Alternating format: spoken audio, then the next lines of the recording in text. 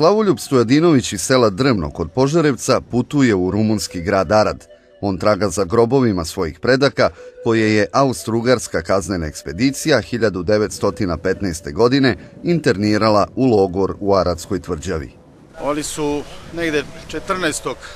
oktobra bili okupljeni pod jakom stražom Austro-Ugara, prevedeni preko Kostolca na Mali Dunavac nekada, pa na Veliki u Dubovac, pa od Dubovca za Belu crkvu.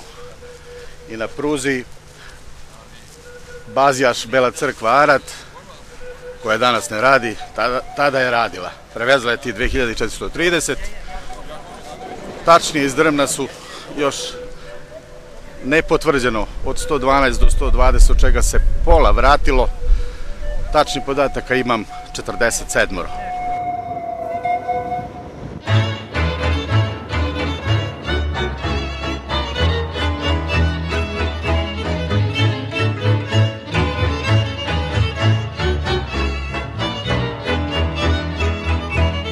Arad je grad od skoro 180.000 stanovnika na severozapadu Rumunije. Do 1918. godine pripadao je Austro-Ugarskoj monarhiji. O tome svedoči impozantna i prelepa barokna arhitektura. Ali na licu ovog grada svoj pečat ostavili su tokom vekova i Srbi. Ovu mađarsku katedralu projektovao je srpski arhitekta Milan Tabaković, koji je u Aradu živeo tokom druge polovine 19. i početkom 20. veka. Nalazimo se ispred kuće gde su živjeli troje braća Tabakovića. A ovoj zgradi, kad su oni nestali, zgrada se prodala, to se ne zna kome, za sad se zna da nekim Englezom i tako dalje. I Milan Tabaković, što se tiče Milan Tabaković, on je bio arhitekta mnogih zgrada u Aradu, čak i mađarske katedrale.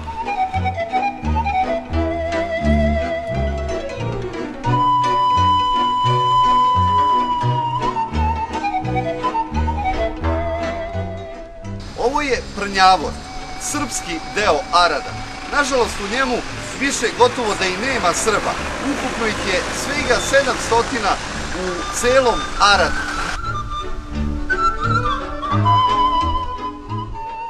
U ovom delu grada je ulica Save Tekelije, u kojoj se nalazi kuća ovog poznatog srpskog dobrotvora iz 19. veka.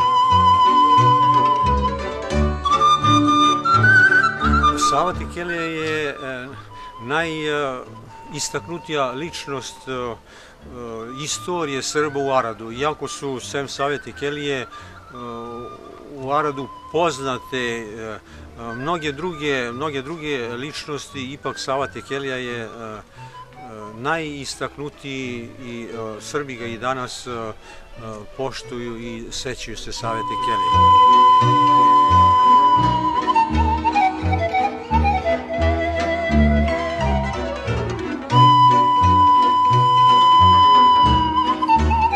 Koliko je značajna ličnost bio Sava Tekelija za ondašnje Srbe, ne samo u Austriji, već i u Srbiji, govori primer da se Prota Mateja Nenadović po povratku iz Rusije sa njim sastao ovde u njegovoj kući.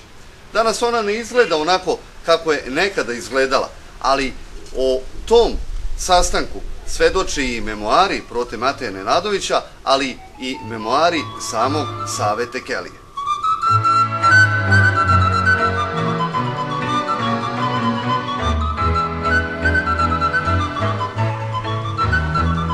Telo Save Tekelije počiva u Srpskoj crkvi svetih apostola Petra i Pavla. Ovdašnji Srbi zovu je i Tekelijina crkva. Nalazi se na Srpskom trgu i najstarija je crkva u Aradu. Izgrađena je još 1702. godine. Ona je i glavno zborište aradskih Srba.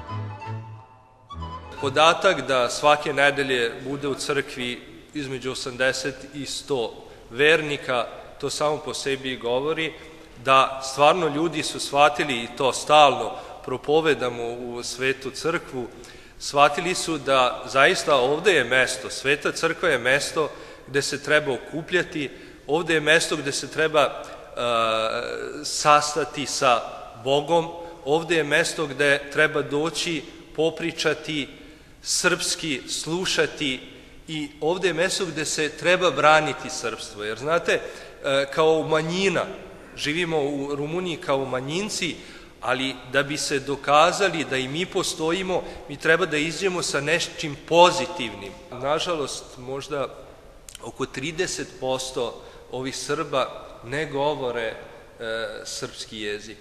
I tu da vidimo šta možemo da uradimo, trudimo se, mnogo toga nećemo moći uraditi, pošto imamo dosta ovih mešovitih brakova i to je uglavnom, pošto nemamo srpsku školu, i to je znači da smo osuđeni da asimilacija polako bude.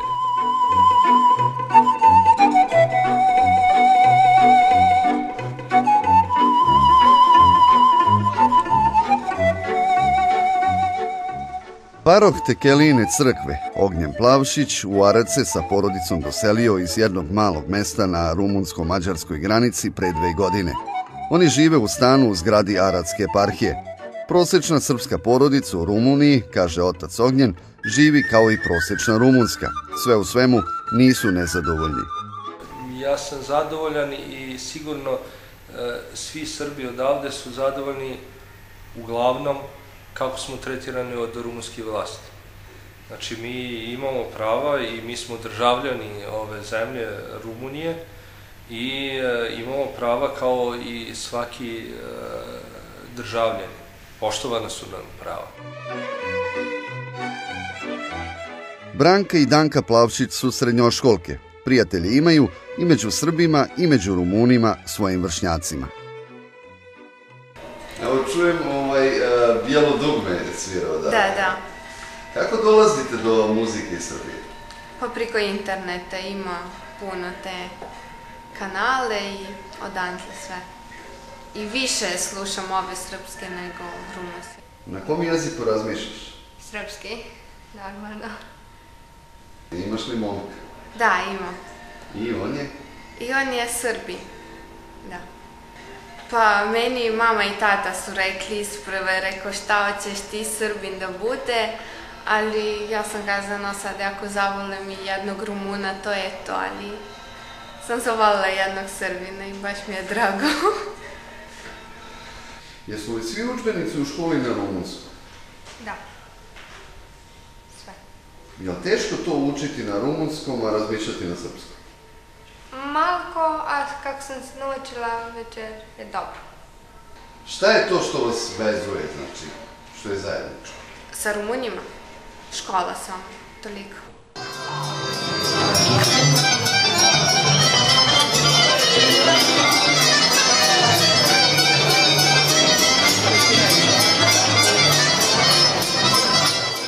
Mladi Srbi u Aradu okupljeni su oko svog kulturno-umetničkog društva Sava Tekelija.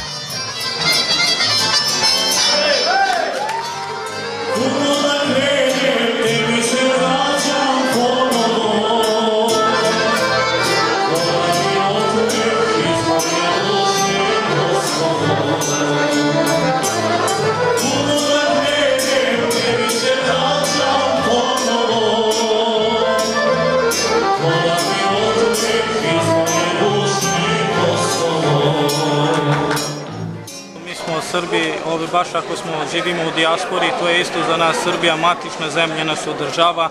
I evo sa time pokazujemo da i ovde u Rumuniji i verujem da ma gde u dijaspori se živi srpski i se priča srpsku reč. U Aradu danas živi samo oko 700 Srba. U celoj Rumuniji ih je nešto više od 22.000. Njihovo doseljavanje na prostore rumunskog Banata, tadašnje Ugarske, počelo je još u srednjem veku. Broj Srba je u stalnom opadanju. Pa uzroka ima više. U prvom redu je mali natalitet. Ispod jednog deteta po srpskoj porodici. Drugi razlog je asimilacija, gubljenje. Gubljenje u prvom redu maternjeg jezika i posle utapanje u okolnu sredinu, mahom u Rumunsku. I treći razlog koji bi mogli da navedemo jeste odlazak i naše omladine u inostranstvo na rad.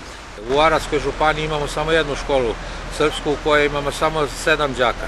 Nađemo se, razgovaramo, pričamo, čitamo, eto, primimo goste, malo idemo u posetu, pokušavamo, srž je da pokušavamo da održimo naše biće, srpsko biće.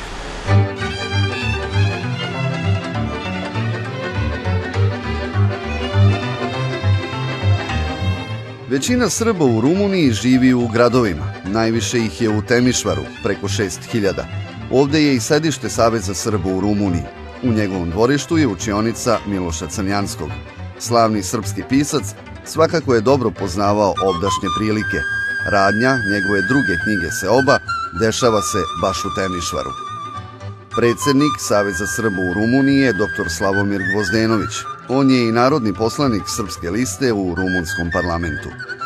Mi dobijamo značajne subvencije od rumunske države, njima možemo da pokrijemo minimalne potrebe kada su u pitanju kulturne aktivnosti, kada su u pitanju izdavačke aktivnosti. Hoću da kažem samo toliko, redovno štampamo nedeljnik Naša reč, tromesečni književni život, 20 knjiga na srpskom jeziku i organizujemo zajedno sa 23 kulturno-umetnička društva, organizujemo više od 100 aktivnosti. Budućnost Srba je u Rumuniji u nestajanju granica.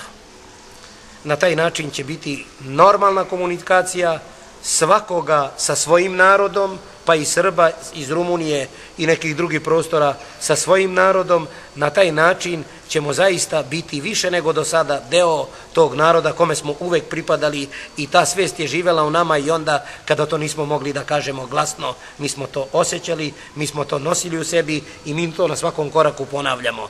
Naša je kultura deo srpske kulture uopšte, a mi smo deo srpskog naroda i na to smo ponosni.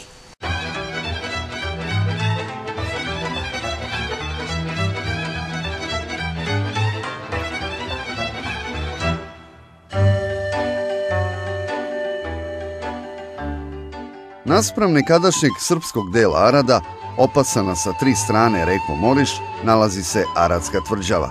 Od 1914. do 1918. godine u njoj je bilo zatočeno više od 20.000 Srba iz Bosne i Hercegovine i Srbije.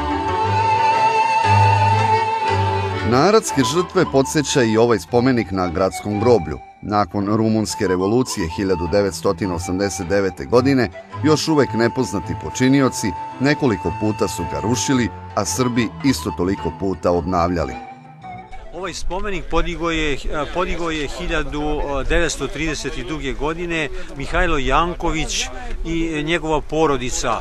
Oni su iz Vardarske Banovine došli u Arad i ovde su u Aradu imali sopstvenu pekaru, ovde su živeli i radili. Želim još nešto važno, čini mi se važno da kažem, da su ove 2 ploče sa imenima poginulih podignute negde 960. godina prošloga veka, pre dolaska prve zvanične delegacije jugoslovenske u Arad. Rumunske vlasti su od oca Prote Dragutina Ostojića tražile da im saopšti imena nekih od interniraca, da bi uz ovaj spomenik dodali i ostale 2 spomen ploče.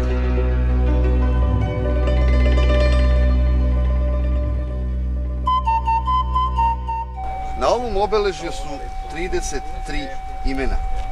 Svi ovi ljudi umrli su u istom danu, 14. januara 1915. godine. Pokosio ih je trbušni tifus u Aradskoj tvrđavi. Njihova golgota započinjala je ovde, na Aradskoj železničkoj stanici. Odatle su, ovim bulevarom, mnogi otišli u smrt. Ovim bulevarom vodili su ih pod stražom do tvrđave. U to vreme lokalna štampa izveštavala je o velikim gubicima austrijske vojske na ratištima i sigurno je da je huškački bila nastrojena protiv Srba.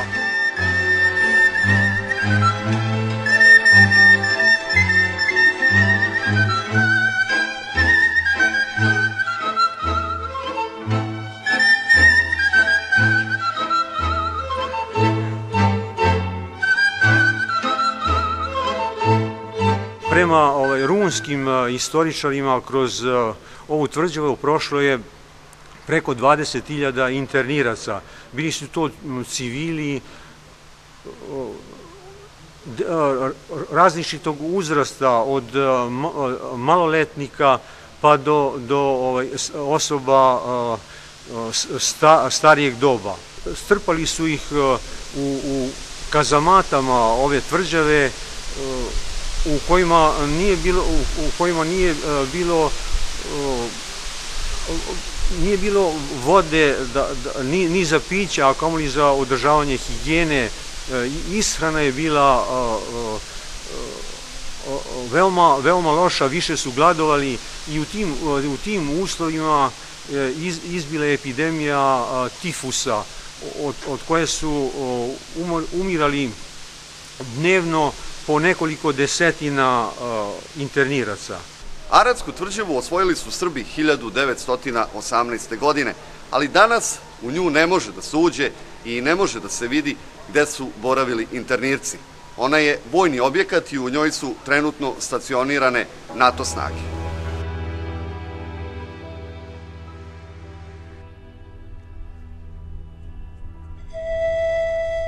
Ipak, postoji jedan deo tvrđave u koji se može ući.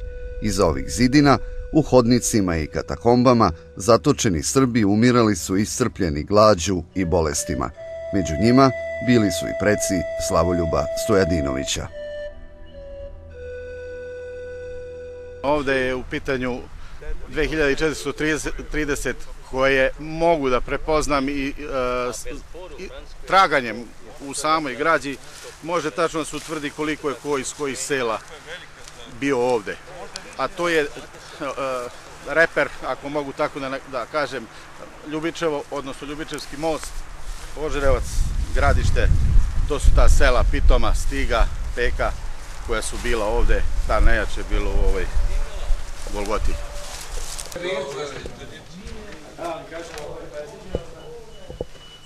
Ovde u ovim prostorima, u ovim prostorijama, nazovi sobe, 4x8 moglo je da stane u vrh glave 30 ljudi, popakovani kao snoplje, ali ovde su bili po 80.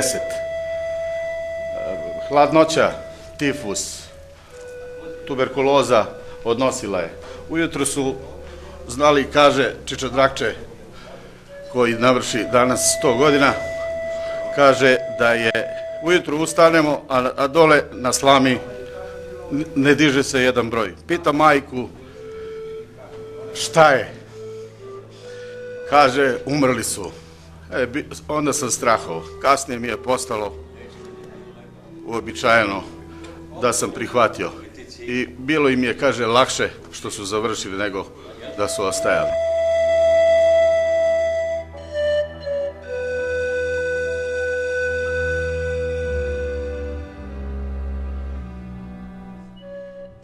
Aratska tvrđava građena je po sistemu Sebastina de Vauban, francuskog vojnog inženjera, kao i Petrovanjska tvrđava. S tim što je Petrovanjska tvrđava veća od Aratske tvrđave. Svi objekti u podzemlju i jedne i druge tvrđave predviđeni su za privremeni smeštaj vojske ne više od nekoliko sati, samo u slučaju opsade dotične tvrđave. Postavljanje i ostavljanje više meseci i više godina Srba interniraca u ovakvim uslovima, gde su vojnici ostali 2 sata dok traje vojna vežba, a napaćeni srpski internici nekoliko godina, samo pokazuje kako je bio njihov težak položaj i koliko su bili teški uslovi življenja u ipak memljivim prostorijama podzemlja.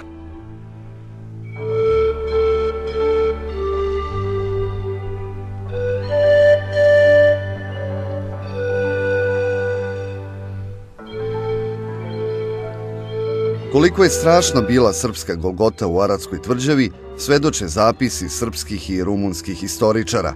Zabeleženo je da je jednoj majci u zatočeništvu umrlo 4 dece, da bi na kraju i ona, iscrpljena od bola, podlegla trbušnom tifusu. Njihovih, kao i grobova preko 4000 stradalih Srba, nema. Sahranjeni su pored reke Moriš, u same zidine tvrđave. Jedino obeležje koje stoji usred ove pustare je spomenik čuvarima logora, koje je takođe pokosio trbušni tifus.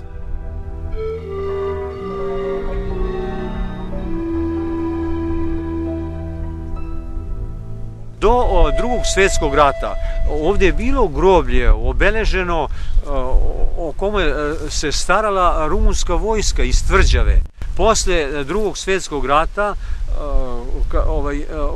u Tvrđavi je bila stacionirana jedinica ruske armije i oni su koristili ovaj prostor za vojne vežbe.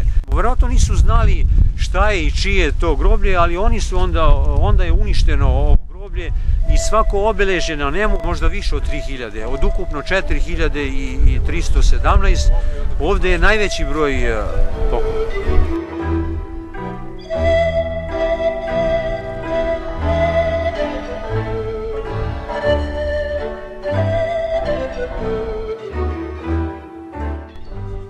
Mi upravo obilazimo i ovakva mesta u našem radu i otkrivamo svakodnevno nova groblja, nova ratišta, nova saznanja i mi sami saznajemo novo svakodnevno šta se dešavalo u tom periodu iz te naše istorije. Upravo taj naš savez pokušava da sačuva to što se nekad desilo, da sačuva za pamćenje da je nešto bilo, da ostavimo potomcima. Ima volje da se napravi obeležje, jer će proces razvoja civilizacije ljudi sa ovih prostora doći na ovo mesto sa nekim novim objektima, čak ima zagovaranja plaža i tako dalje. Dosta im je bilo muka i kopanja i posle Prvog svjetskog rata i posle Drugog svjetskog rata sa ovim poligonima i rovovima koje je vojska vežbala nad njima, nažalost. Da to u buduće ne ostane pod temeljima nepoznati. Ovdje leže moji preci, ovdje leži moj narod, ovdje leži moj deda, Čukun deda.